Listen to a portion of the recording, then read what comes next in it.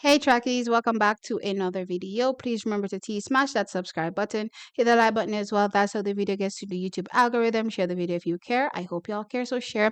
And yes, please sound off in the comment section below. The Diamond League Finals comes up this week. Trakkies, Wednesday and Thursday, the 27th and 28th of August. I am excited, of course. We have our eyes on a few of those events, especially one when it comes to potentially garnering a wild card for the World Championships. We're definitely excited for the Diamond League Finals. Of course, it also pretty much wraps up circuit competition as well, leading into the World Championships. And after that, Trakkies, we're not going to see our top flight athletes competing and throwing down in a last few more meetings before the season ends. It's really, really sad, as I said, but it is what it is. And I'm definitely looking forward to the Diamond League Finals. Of course, there's also the expectation, in my opinion, that quite a number of high-profile athletes will not enter because the World Championships is so close and they're doing their final preparation, final fine-tuning before heading off to the World Championships. And we don't want anything to go wrong or potentially any athlete showing another their cards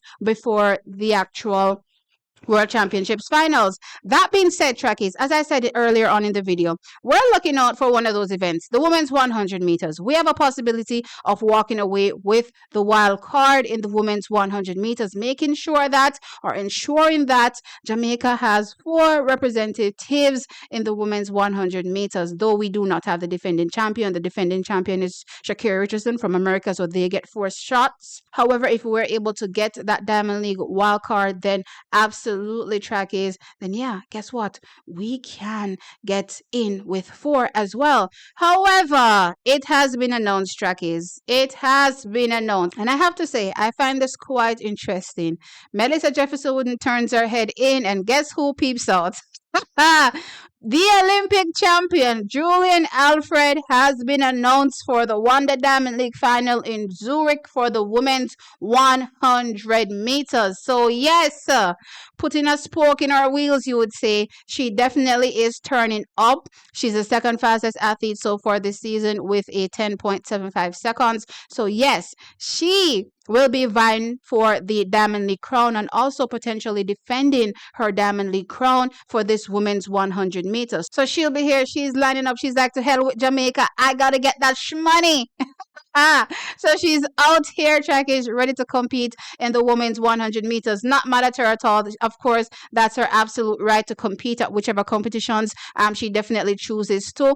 Of course, it's a little damper on her hopes as a Jamaican to see potentially 4 of her athletes representing in the women's 100 meters, especially given the fact that we just witnessed Tia Clayton run a 10.82 seconds personal best. So the hope was that Tia Clayton would have been able to snag that final wild card, Trakkies, and seemingly looking like the best Jamaican so far this season, head off and represent us at the World Championships, giving off her best.